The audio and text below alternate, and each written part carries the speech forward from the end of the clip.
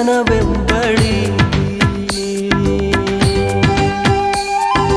ఏ పని చేస్తున్నా ఆమె చిరునవ్వుతో కనబడి